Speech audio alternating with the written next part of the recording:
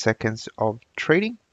This is our market update where we share with you guys what's going on in the market today, talk about trading levels for Euro dollar, Bitcoin, gold, crude oil, and the DAX 30, and as well try to speak about just in general what's going on in the markets.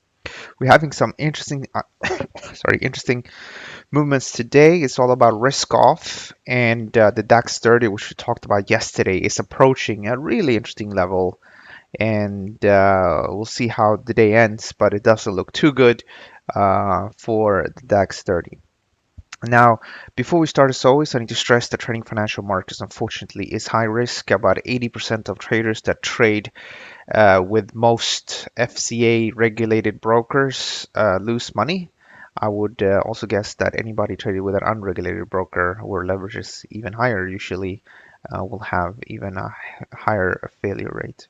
So bear that in mind, and please note that I'm gonna share with you guys my view on the market, and I've been doing this for quite some time, and I'm profitable, but it doesn't mean that I always get it right.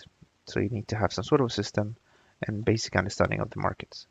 But hopefully, if you watch, few of these episodes, then you can pick up things and understand what I'm up to. In fact, I have met people in the past that watched my updates for months, years, and they now trade with very similar systems than the one that I'm using. Okay, let's begin.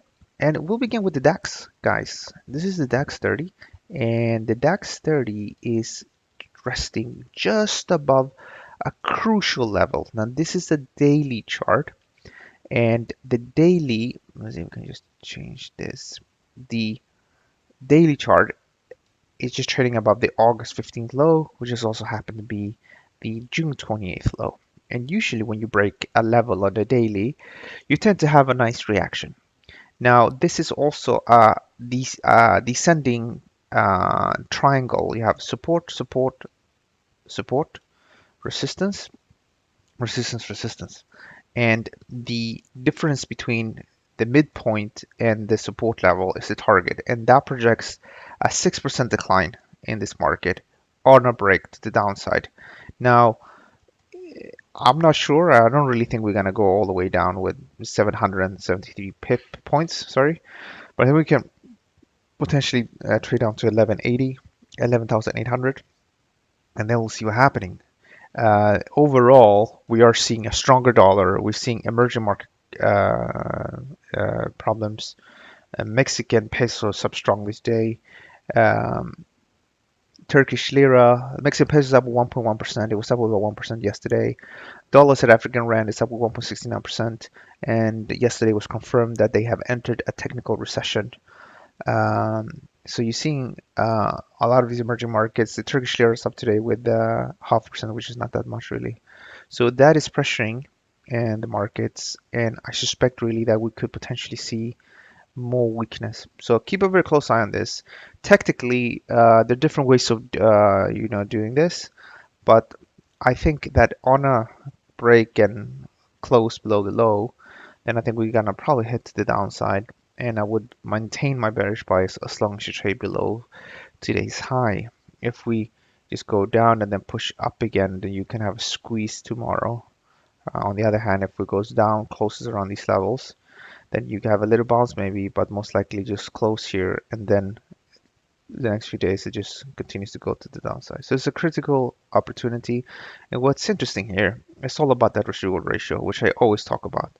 Why? Well, because if one would sell on the low here, you'll risk about 1%. And if it goes down to the low, could potentially make 3.27%. So that's 3 times the money if we hit the actual low.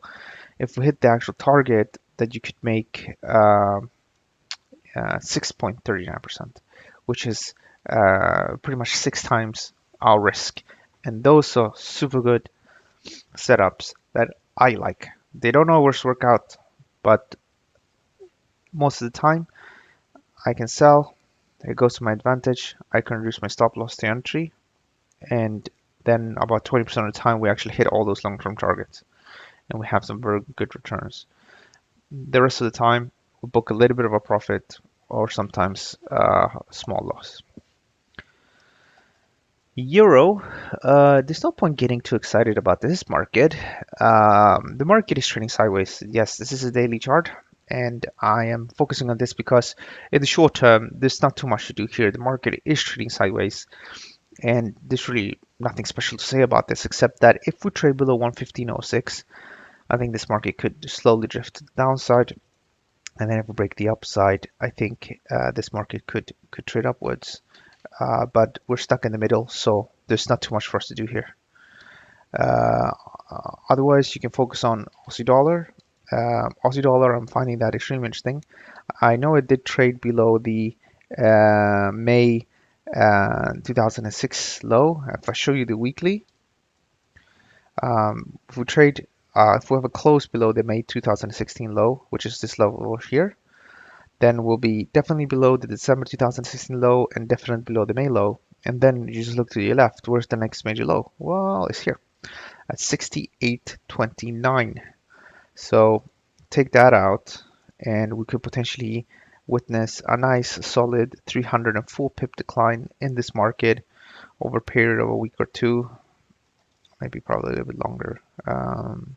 So here I would just maintain a bearish bias. I know the market spiked, but it's not a successful breakout yet.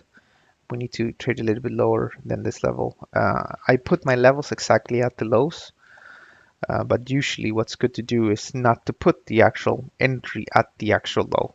Rather, you put it a little bit lower to ensure that you have a proper successful target, a breakout. So what's the sort of level to watch? Well, everything is a bit relative. Like in a market like this one, where the market is, you know, moves maybe with, something like 80 pip or something like that, then, maybe 5, 6 pip below it would be fine. Uh, Here was a decline of about 4, so maybe 6 would have been better than, I guess. Um, so that's how to look at it. Whereas if you look at the DAX, you just need to look at like what's good for the DAX. Well, maybe for the DAX, putting an entry exactly at the breakout level at 12,704, 12,007 double zero is probably not the best. Rather, maybe here at 12,098 or something like that. So slightly below it. And sometimes what I do is I just let it enter, and then I just watch the market. And if the market is not acting the way I want to, so before the end of the day we're not, below the level, sometimes I'll close it. Um, I would suggest, the Aussie dollar, New Zealand dollar, they're both bearish. That's really, I think, what the more of the action could be today. I think pound dollar as well is going to trade to the downside in general, and then euro should just be boring. If we take a look at Bitcoin, then Bitcoin is there's not too much happening here. I think if the market goes down to 7,068, I think traders will probably look to buy more stops, so probably just down here. So I think we'll have that little attack and then probably up, a bit like this one. We went down, and I said one can buy here, and then the market bounced back. I think down and then probably up again to the August 2nd high. Here is gold, and as you know, I turned bearish yesterday. The actual trend is short-term bullish, without a doubt. Big picture is bearish, but I'm just trying to add things together, seeing what's happening across all the other dollar pairs, and also look at silver. Silver declined to a new levels, new lows yesterday. So I suspect this can also move to the downside. So I'm maintaining a bearish bias, and I suspect that if the market goes up to 1197, maybe 1203, I think traders going to be quite happy to sell. And I think initial stops, I think the people are placing them just above 1214. And then I think if this market indeed goes to the downside, I think the stops are going to be lowered to 1209. And then if it goes lower, whatever high we have here, we could potentially work with that. Now, this is crude oil, and the market just collapsed here. Unfortunately, it didn't have the move I was hoping for. So a few days ago, we said two things. I said either a break to the upside should take us up higher with stops just here, or the market goes down and we buy it here and then look for that. The market decided to head to the upside, get really excited, especially in Brent crude oil. And then by the end of the day, the market turned around. And when the market stopped creating high low, the short-term trend ended. Now, I think here, because people got a little bit long in the tooth and sort of tried to get involved and without a proper correction, I suspect these people are not going to say, all right, it didn't work out. Let's just book profit. So I think probably head a little bit lower and then maybe even further lower, and then we'll actually see. This is not a great opportunity or a great market to trade because it's trading sideways. So because of that, I don't think it makes sense to have too strong views in this market. And technically, in the DAX 30, I've been saying that for a long, long time, but you can just hear the way I speak today how I'm more excited because we have been stuck in this range, and I know in the big picture we're also stuck in a range, but this range itself is quite mature. It's from June, so you got a solid 2 months here of trading, a little bit more. And when you break a pattern like this, which is 2 months old, you tend to have a decent reaction. And I do think if we spike lower, that we'll probably move to the downside. And that takes us to our last topic for today. I'm excited. I think this can go down. I'm long the dollar Mexican peso. I shared an update on that yesterday, so I'm running some nice profits as well. I'm short other stuff as well, which is not really working, but will hopefully work. Now, despite all the enthusiasm like I'm showing today, and enthusiasm that a lot of other people show as well in the markets, when we trade, we always need to make sure that we have proper money management systems in place. What does this mean? Well, to give an example, if I would sell here and I know that I need to, if I sell here and I put a stop loss on the other side, then that's going to be a risk of about 1%. But what if I also adjust my risk to about 1% per trade? This means that if I have $100, I would only have lost $1 per trade. That means that if I lose here, I'll lose 1%. But if I go down, the market goes down, I'll make about 3%. So that's the way I look. Well, that's a healthy amount of risk per trade. In other words, risking maybe 1%, sometimes 2%, but not more than that. If you start to risk more than 2% per trade, then it's very likely that you will have extreme changes into your account. It's going to be up 10-20% one day, down 20% the other day, and you're going to be moving so fast. And when you move that fast, there's high risk that you get a margin call and get stopped out. So what I like to do is I like to start small, 1.5%, sometimes 2%, but traditionally it's been about 1.5% for more than 10 years. And then if it goes good, I will usually buy more of the same product or a different product. So I'm selling another market right now. For the sake of it, say that I'm short, the South African stock market because of the recession. And I know that the market globally now is driven by fear in emerging markets. Well, suddenly I can potentially sell the DAX now. So say that I shorted the South African stock market a few days ago. So I'm up with 2% on that. And I'm in a position to reduce my risk as well. I can reduce my stop loss from having a, say, 2% risk. I have now moved my stop loss. My risk is 1%. When suddenly I'm in a position to open up here and I could sell. And I look at these two both positions as one position. So now I have some profit in the first position in the South African stock market, and that will buffer any loss I have here. And what I will do at those times is that I'll try to close out before, like when the total portfolio in these positions it's about to hit zero.